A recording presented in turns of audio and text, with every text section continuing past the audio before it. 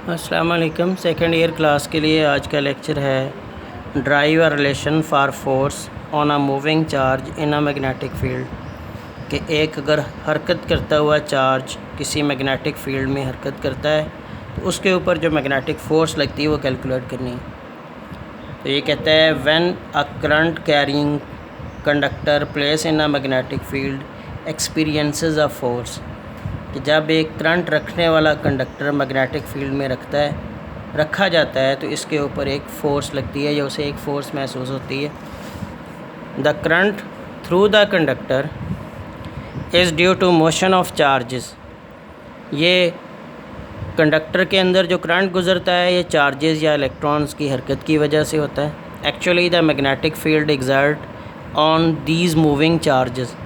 असल में जो मैग्नेटिक फील्ड इफ़ेक्ट करता है वो सिंपल वायर पर नहीं करता बल्कि इन हरकत करते हुए चार्जेस पर करता है। Due to which conductor experiences force, ये मूविंग चार्जेस की वजह से कंडक्टर को फोर्स महसूस होती है।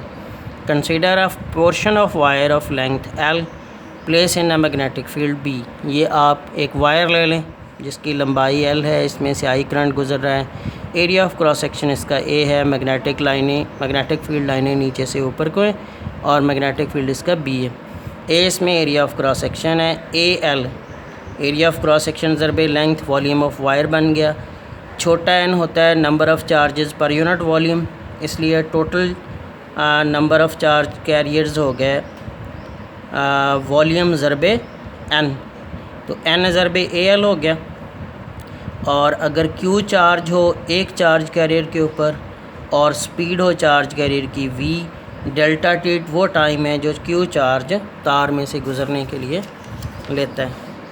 तो इस डाटे को इस्तेमाल करते हुए डेल्टा क्यू टोटल चार्ज आ जाएगा। सिंगल चार्ज कैरियर पे चार्ज क्यू है, टोटल तादाद चार्जेस की एन ए एल है, तो ये टोटल चार्ज हो गया एन ए एल ज़रबे क्यू। जैसे 100 चार्जेस हों तो ये 100 क्यू हो गया, 200 चार्जेस हों तो 200 क्यू हो गया। तो आगे करंट की डेफिनेशन लिखी, आई बराबर आ गया delta Q by delta T, और डेल्टा क्यू की वैल्यू दर्ज कर दें एन ए एल क्यू बटा डेल्टा टी। और अब इस पे वेलोसिटी का फार्मूला लगाया, वी बराबर होता है लेंथ ओवर टाइम के, तो ये लेंथ बटा डेल्टा टी बराबर हो गया एल बटा वी के। ये भी कीमत इक्वेशन 1 में दर्ज कर दें तो आई बराबर हो गया एन ए एल क्यू बटा एल बटा वी। तो इसमें एल एल कैंसिल हो गया, वी बटा उल्ट के ऊपर चला गया, आई की वैल्यू आ गई एन ए वी क्यू के, और यहाँ से वी अगर निकालें तो ये बराबर आ गया आई बटा एन ए क्यू के। अच्छा, इसमें वी वेलोसिटी है। Force on the wire of length L is given by, ये पिछला फार्मूला है जो हमने निकाला था लेंथ ऑफ वायर पे फोर्स का।